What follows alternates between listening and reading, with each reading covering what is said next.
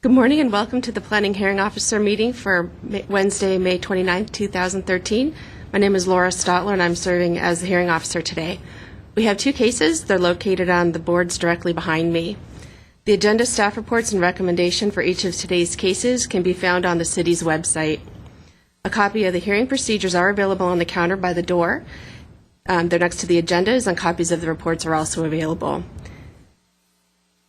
Under the provisions of Title 30, Chapter 30.42 of the Glendale Municipal Code, a conditional use permit shall be granted if four required findings are present. For applications involving the sale, serving, or consumption of alcoholic beverages, there are also an additional 5 criteria that shall be considered in making the 4 required findings for the conditional use permit. On our agenda today, we also have a parking reduction permit. Applications for parking reduction permits shall meet the procedures and criteria set forth in Section 30.32070A and Table 30.32-B with qualifying project features. The findings and discussions are included in the staff reports that are available here and then also posted online.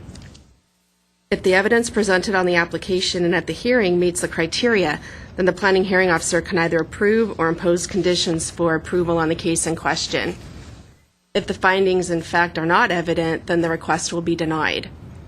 Notification of this hearing was accomplished by use of public notices which were mailed to property owners and occupants located within 500 feet of the subject property, physically posted on the site in question, and placed in the local newspaper. All notices were also posted on the city's website. Hearings will proceed as follows. I'll read a description of the requested entitlements. Then the case planner will make a brief overview of the case, give an analysis, and make a recommendation. The findings, again, are in the staff report. We will appreciate any kind of testimony from the applicants that supports those findings, but if you take a look at the staff report, anybody at home, you'll be able to see those findings in written form. The application will then be asked to come forward stating both name and address and will be asked to present a case within 15 minutes. Others in support of or in opposition to the application and interested parties will be asked to come forward to speak stating both name and address and will have a 3-minute time limit. Lastly, the applicant will be given the opportunity to make closing comments if desired in response to testimonies given by preceding speakers, and they will have a 5-minute time limit. The hearing will be closed and the case will be taken under submission. After the hearing, the decision will be prepared in writing and will be in the form of a letter sent to the applicant and to all persons who responded to the public notice, either by speaking at this hearing or who have submitted written responses and have provided their name and mailing address. The date of the decision will be the date appearing on the letter. However, if a decision is made here at this hearing, the decision date will be today's date, and the 15-day appeal period, then those are calendar days, will start today. Under the appeal provisions of Title 30, Chapter 30.62 of the Glendale Municipal Code, the decision may be appealed to the Planning Commission within 15 days of the decision. Anyone wishing to appeal may obtain forms and brochures on the procedures from the Permit Services Center located in room 101 of this building. If you wish to speak, please write your name and address on one of the speaker's forms which have been provided by the front door and submit it to our planning assistant. They're the green forms. I would also like to inform everyone that the official proceedings of the hearing are being recorded as part of the public record. So for the first case, we have conditional use permit case PCUP 1306519 located at 2426 Honolulu Avenue, Sushi Monster. The applicant is Janelle Williams of Williams Land Use Services and the case planner is Brad Collin. This is an application for conditional use permit to continue the on-site sales, service, and consumption of alcoholic beverages on an existing full-service restaurant located at 4226 Honolulu Avenue in the commercial retail zone. And with that, I would like to ask for a staff report. Thank you, Ms. Stotler. As mentioned, the subject property or tenant space is located at 2426 Honolulu Avenue, known as Sushi Monster. The restaurant has been in operation and has had a conditional use permit for 12 years. And there's been no incidents reported from the police department related to the subject full-service restaurant.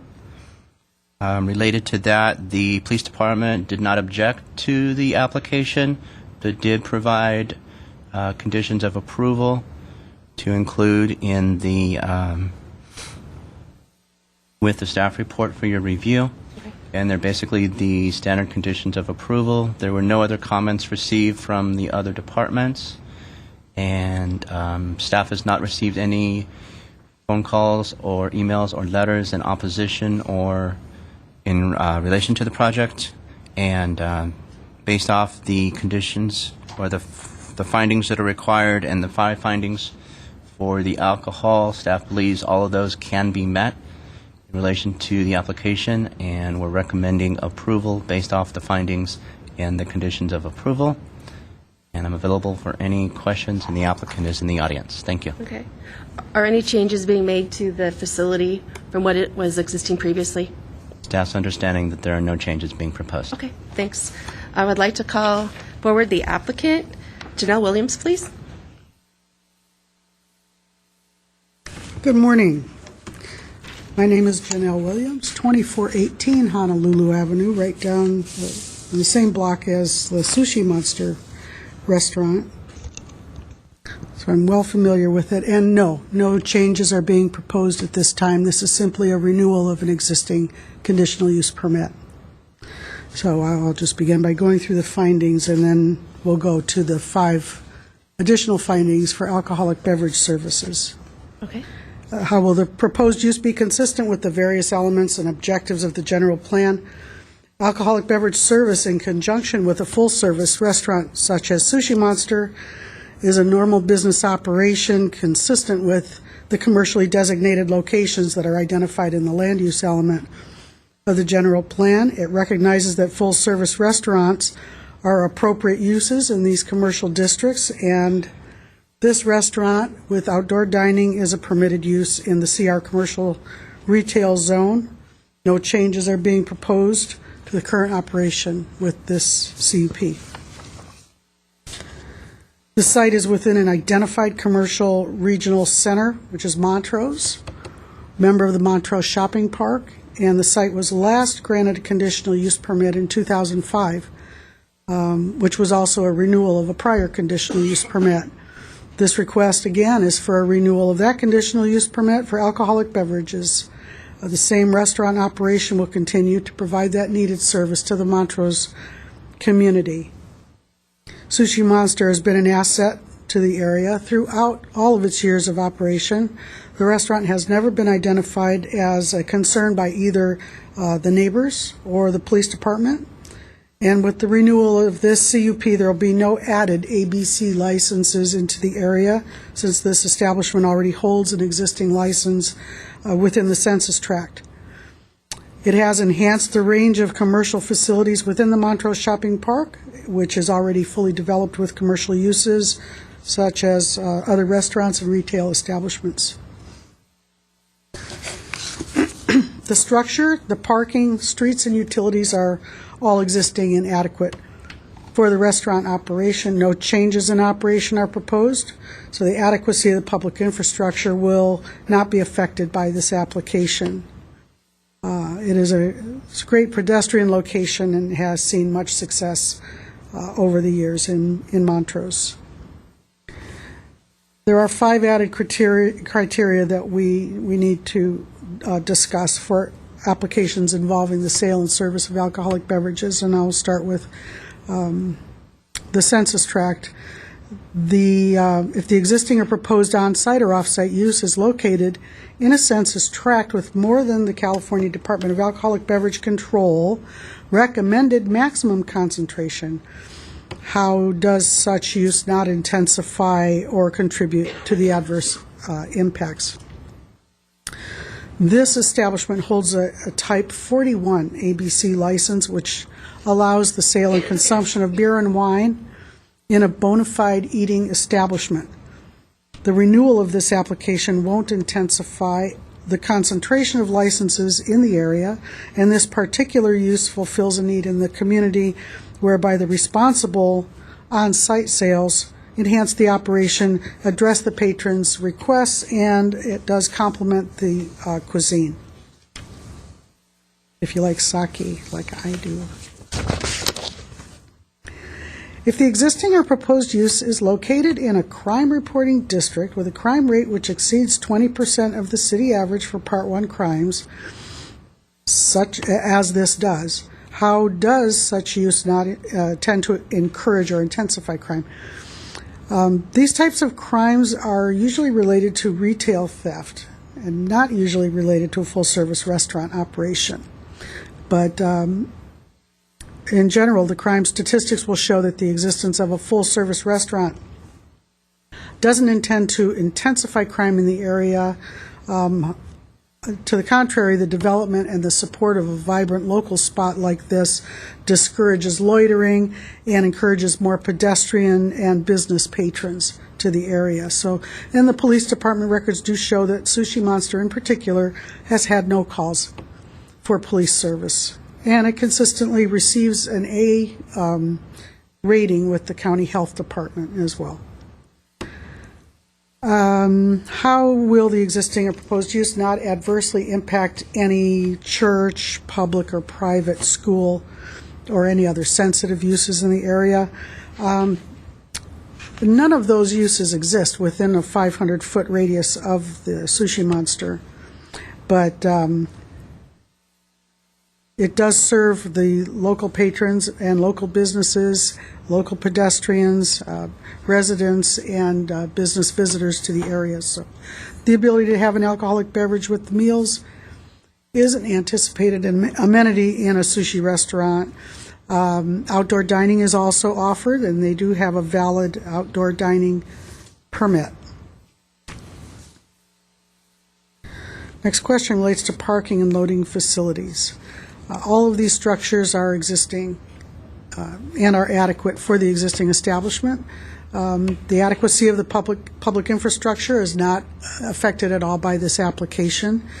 It doesn't create an impact on traffic patterns in the area or any undue burden on the existing public facilities or the infrastructure.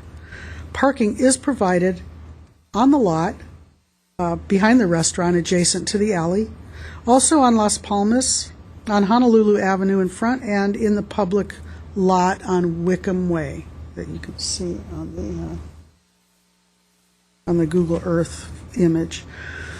And the last finding, notwithstanding, how will the proposed use serve a public necessity or public convenience for the area?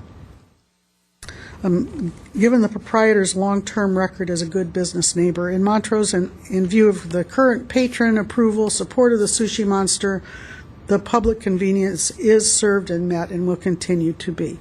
Standard conditions of approval will ensure a continually well-run establishment that also meets public convenience and necessity. We expect Sushi Monster to continue as a viable pedestrian location in Montrose for a long time to come, and request your approval of the conditional use permit with as long of a term as you can muster, as you can find.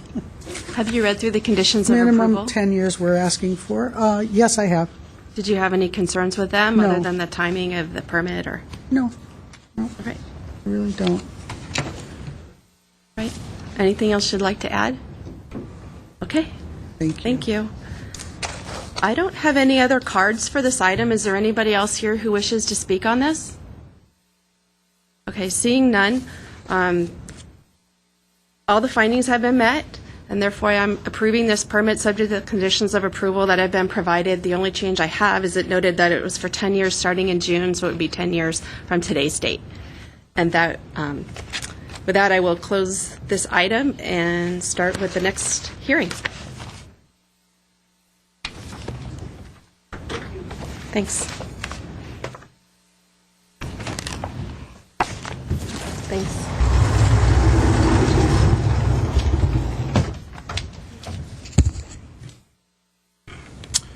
All right. Good morning, Ms. Stotler. The applicant is requesting approval of a parking reduction permit to allow less on-site parking than what would otherwise be allowed. We need to read the case. Okay. You want? Okay. I was overly ambitious. Sorry. This is case PCUP or PPRP parking reduction permit 1303098 at 1755 Victory Boulevard. The applicant is Rodney Kahn from Kahn Consulting. The case planner is Roger Kiesel. This is an application for a parking reduction permit to allow the expansion of a quality processing office building without providing the minimum amount of code-required parking, located at 1755 Victory Boulevard in the C3 Commercial Services Zone. All right, with that, I'd like to ask for a staff report. All right. Good morning again, Ms. Stotler. The applicant is requesting approval of a parking reduction permit to allow less on-site parking than would otherwise be required at 1755 Victory Boulevard. The existing on-site business, Biochem Laboratories, has been in operation at the site since 2010 and would like to expand. The zoning code requires that 31 on-site parking spaces be provided. The applicant is proposing to provide 19. The 14,000 square foot site is located on the southeast corner of Victory Boulevard and Thompson Avenue. There are 2 commercial buildings located along Victory Boulevard, and there are 3 residential buildings located along Thompson Avenue. The applicant is proposing to add approximately 7,800 square feet to the first level of the buildings and a new second level. To enable this, a portion of the southernmost commercial building and all of the residential buildings will be demolished. The 19 space parking lot is proposed in the easternmost portion of the site and will have access from Thompson Avenue. Parking reduction permits may be granted if 3 findings can be made in the affirmative. Staff believes that this can be done. The first finding is that the parking requirement for the land use established in the zoning code is greater than what will be needed by Biochem Laboratories. The business includes both general office use as well as testing facilities. Both uses require 2.7 parking spaces per 1,000 square feet of gross floor area. The parking requirement takes into account traditional office or workstation areas, which generate more parking demand, and accessory areas which generate less parking demand, but are necessary and common in office uses such as restrooms, lunchrooms, conference rooms, and lobbies. The subject building after the addition will be approximately 11,600 square feet. Approximately 2/3 of the building will be devoted to traditional office use. Approximately 1/3 of the building will be devoted to intense testing operations. And of that of the approximately 1/3 of the building area, there are only 4 workstations proposed, and one of the rooms contains a sample storage chamber, and that's labeled on the above site plan.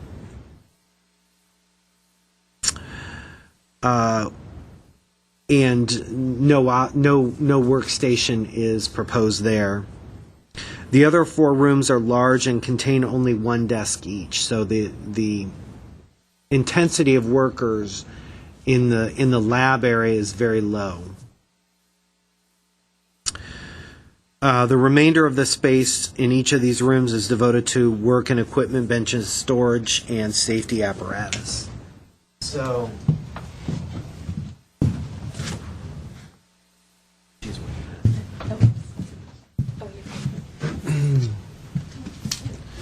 So, here's the building here. The building here. Okay. Ground floor, second floor. Much of it is traditional office. You've got a room here with several desks, conference room here, the bathrooms here, or lunchroom here, conference room here. So you have the standard mix. But you also have these large rooms here, here, here, and here that testing takes place, or a component of testing takes place, and they're very large areas, but the vast majority of the space is taken up by the equipment or safety apparatus versus the desk space here. Desk space here. This is the area that is contains the, probably not the right term, the cold storage where they put the testing, what they're testing.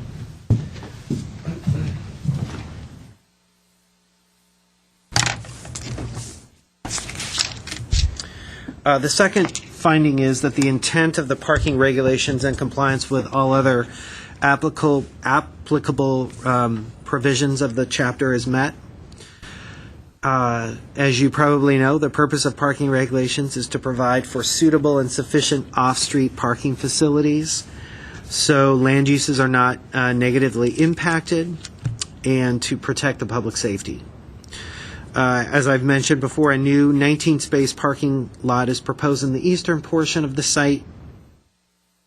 The project will result in a more attractive site and more organized and safe parking arrangement with code-compliant parking spaces and driveway dimensions and buffering for the adjacent eastern multifamily uses. So currently, their on-site parking is located adjacent to Victory Boulevard, and they back out of that. The proposal will organize the parking more, make it code-compliant in terms of space, the sizes and buffering, which will result in a safer, more attractive site. The nature of ACU Biochem laboratories is such that very few, or I should say a significant amount of space is devoted to uses and or equipment generating little parking demand. As I mentioned before, approximately 1/3 of the building is low employee intensity, and it includes mostly lab space. The project will improve the present situation with regard to the quantity of on-site parking and will be sufficient to meet the needs of the business. The third finding is sufficient parking will be provided to serve the intended use and potential future uses. As I mentioned, the business has been in operation since 2010 and intends to continue inhabiting the site. Product testing requires numerous large pieces of equipment and relies comparatively less on employees running that equipment. The applicant states that 15 employees will work at the site. The floor plan, I should say, delineates 18 desk spaces. The nature of the business is such that few guests or other non-employees will visit the site. The viability of the parking reduction is largely dependent on the operation of the business and the fact that the testing equipment takes up a significant amount of the space of the building. To ensure that sufficient parking for the laboratory, continued sufficient parking for the laboratory is maintained, changes in the mix of the activities within the use or in operating characteristics will need approval of the Director of Community Development. That's a condition of approval. Parking reduction permits run with the business and not with the land. So any potential future users of the site will either need approval of a new parking reduction permit or will need to provide the minimum number of on-site parking spaces required by the code for that use.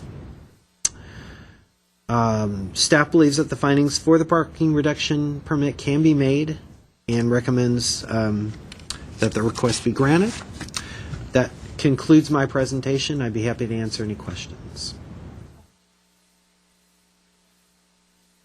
I don't have any questions at this time. I'll ask the applicant. Thank you. I'd like to call forward the applicant, Rodney Kahn. Good morning, Ms. Stotler. City staff, my name is Rodney Kahn. My offices are located 1111 North Brand Boulevard, Suite 403 here in the city of Glendale. As stated by Mr. Kiesel, the subject property is a corner lot. It's about 14,000 square feet. And if you've had a chance to go out there, or if you look at the photographs, you'll notice there's some older commercial buildings on the site that are badly in need of upgrading. And then there's a couple residential buildings that will be removed for the new parking area that we're talking about here today. The existing business, AccuBiochem Laboratories, is a quality control processing office. It also obviously has ancillary laboratory space with it. They currently occupy about 3,800 square feet. And as Mr. Kiesel also pointed out, right now for that 3,800 square feet, they only have 4 on-site parking spaces. And those on-site parking spaces are located directly on Victory Boulevard. They're not code compliant, and they back out onto what is a very busy street. So as you could imagine, obviously this is not a desirable condition, nor is it a safe condition. We're looking to upgrade and to expand the building. In that area, I think that area needs upgrading. I think that building in particular, those buildings need to be enhanced. Part of that enhancement comes from the physical character of the buildings themselves, but also part of that comes with parking, and what we will also be introducing is landscaping in the parking area, something that site desperately needs in terms of improvements and upgrades. As Mr. Kiesel pointed out, we're adding about 7,800 square feet to the existing building with 19 on-site parking spaces. What I'd like to do, we agree with Mr. Kiesel's findings to grant the parking reduction request. I'd like to touch or highlight on some of those items, though, as well. And then, obviously, if you have questions, I'd be happy to answer them. First, as it relates to the business itself, it's very unique. Mr. Kiesel pointed out, and as you can see in the floor plans that have been provided, there's a large component of the business that actually has testing equipment, and that equipment varies in size and in scale. Mr. Kiesel came out, we did a tour of the facility with our property owner and our architect as well, and walked the facility, and he got to see how it currently operates. In terms of the equipment, we had some photographs that we took as well to show you there are some very large pieces of equipment. It's not something small, it's not something on a desktop, and in fact, in some of it, it takes up entire rooms themselves. That's also very unique and different than, say, a general office-type use. One of the things that I think is important to point out as it relates to visitors or guests, there really are none that come to this facility. The current business is operated in terms of shifts. Right now, the hours of operation are Monday through Friday from 7 a.m. to 9 p.m., and Saturday and Sunday, the business is closed. The shifts that I spoke about, there's 2 separate shifts. One operates in the morning and early afternoon from 7 a.m. to 3 p.m. They have about 8 employees that operate at that shift. The second shift is from 1 to 9 p.m., and they have about 12 employees that operate in those shifts. All of the employees that I mentioned are not full-time employees. There are also some part-time employees as part of that overall number. We worked with the traffic and transportation section, specifically as it relates to the location of the new parking area, the on-site parking itself with the driveway width, the backup areas, the stall lengths, and the maneuverability. And obviously they were very supportive of us taking this kind of existing condition and significantly improving it. But not just with the maneuverability, but also with the quantity of the parking. The intent of the parking regulations has been pointed out by Mr. Kiesel, specifically talks about land uses. One, does the parking provide sufficient for the land use on the site? And the answer is yes. And will the parking impact the surrounding neighborhood? And the answer is no. They've been operating since 2010 with approximately the same number of employees that we are looking at for the expanded building. As I mentioned before, there are 4 parking spaces. We will now have 19. On top of which, and I think this is something we did to be very conservative, we took a worst-case scenario. As you know, the parking requirements, we looked at it and said, if we added to this existing building, if we kept over 50% of it, we get credit for that existing square footage and the existing parking. We chose not to do that. The reason we chose not to do it is because when you start construction and remodeling of a building, you really don't know what you're getting into until you start that. And when you tear open walls and you tear off roofs and you upgrade and improve, what we thought was, let's go in and let's take a worst case scenario. Because had I taken a best case scenario, our parking request would be very different and we would be credited some 9 to 10 additional parking spaces that we are asking for as part of our request. Explain also how the parking demand is currently provided and why it is sufficient. I just spoke about the significant increase in parking without the increase in employees.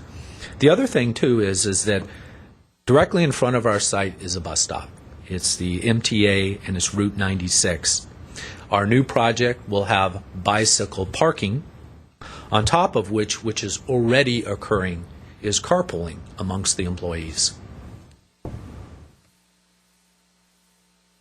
The demand in terms of the parking, it's a little bit different than what you'd see, or a lot different, I should say, than the general office type use. This facility and the way that it operates, and you can see from the plans that have been provided, they had, as mentioned, 18 different desks. But those 18 different desks aren't occupied all at the same time because of the employees and the shifts.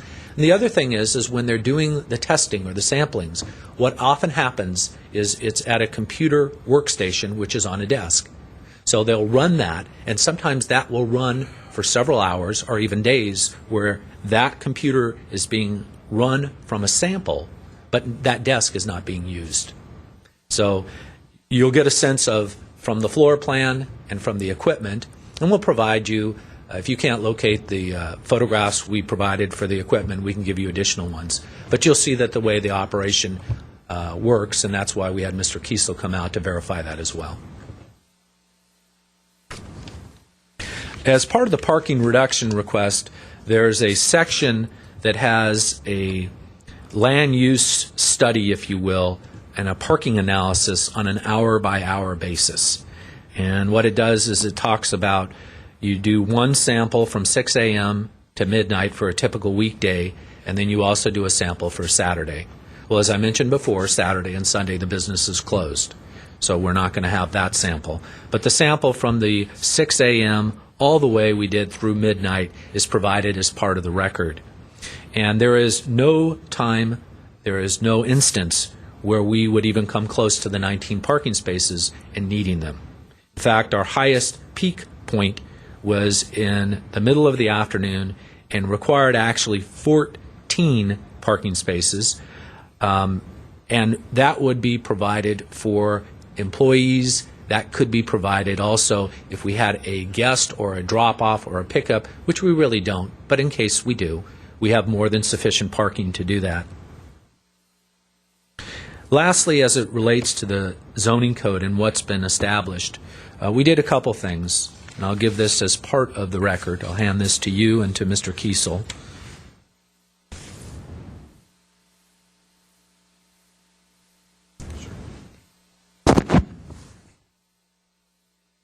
What I handed out to you was a letter of support, or 2 letters of support, I should say, from adjacent.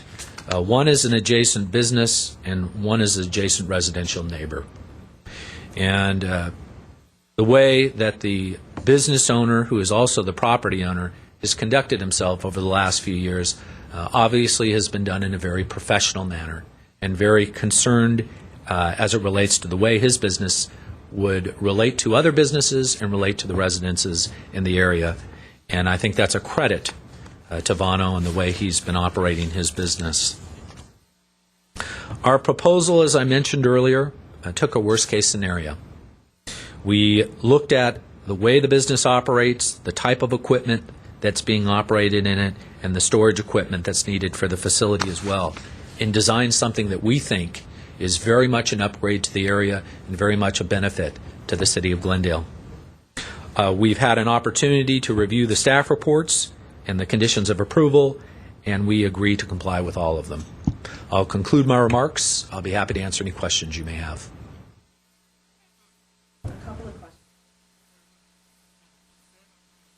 A couple of questions overall related to the site. I saw that there were comments about tree removal, about a sycamore tree, and you said there's going to be landscaping. Will there be any native trees replanted in your parking lot on site, or would they be in the area? Ms. Stadler, there was a previous project proposed on this site that was a much larger building. At that project, they were proposing to remove a sycamore tree, which is on the Thompson side of the parkway. For our project, you'll see in the site plan, as it's called out, we are keeping that tree. Okay. So it won't be removed. All right, and then the next question, I guess I don't have it on the site plan, but I'll make a note of that. And then the other question I have is, are you going to, since this is a lab testing facility, are you going to have any need for an outdoor storage, or has the fire department indicated any concerns with storage of things inside? No, Ms. Stadler, no. We won't have outdoor storage. One of the reasons that we're doing the upgrades and the improvements to the building is to provide more storage facilities. Okay. So that's where a lot of the space is going as well. Okay. And if you see the conditions, the fire department conditions which commented on the application, they did not have concerns or restrictions as well. Okay. And that's all the questions I have. Okay. One thing I'd like to add, and I could, if you pull it off the site plan, and maybe it doesn't show it up there, it specifically shows that we're keeping that sycamore tree. We called that out. I'll show you on the downloaded staff report if you'd like. We can also give you another copy as well. Okay. Thank you very Thanks. much. Next, I have a card for Mr. Trout.